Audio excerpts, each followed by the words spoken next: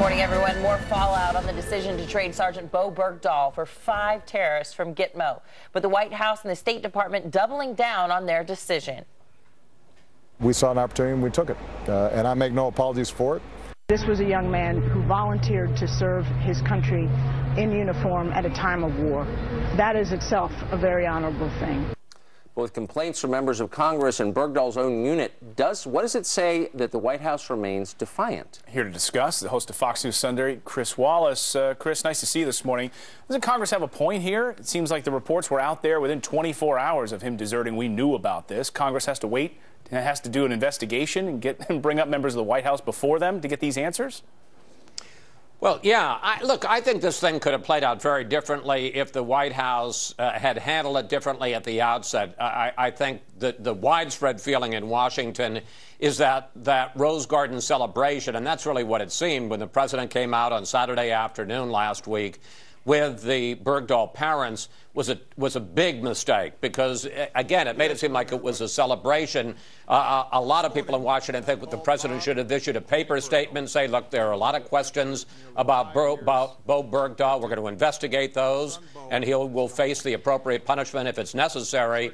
But we believe we should bring all of our soldiers home, however they left the battlefield or are still in Afghanistan.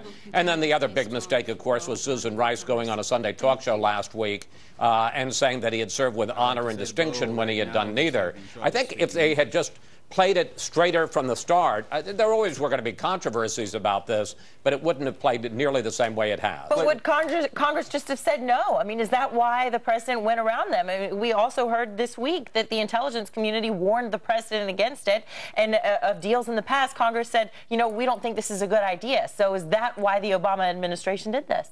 Listen, there are a lot of questions as to whether Congress has the right or the ability to restrict the president in this area as commander-in-chief.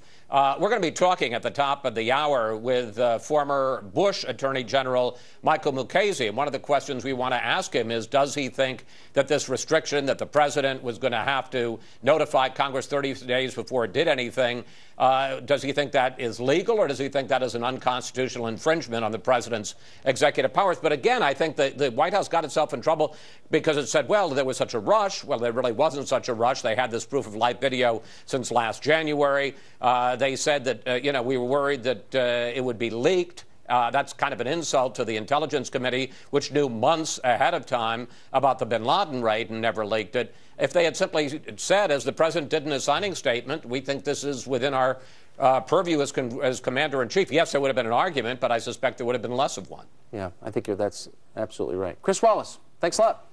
Thanks, Chris. Thank you, guys.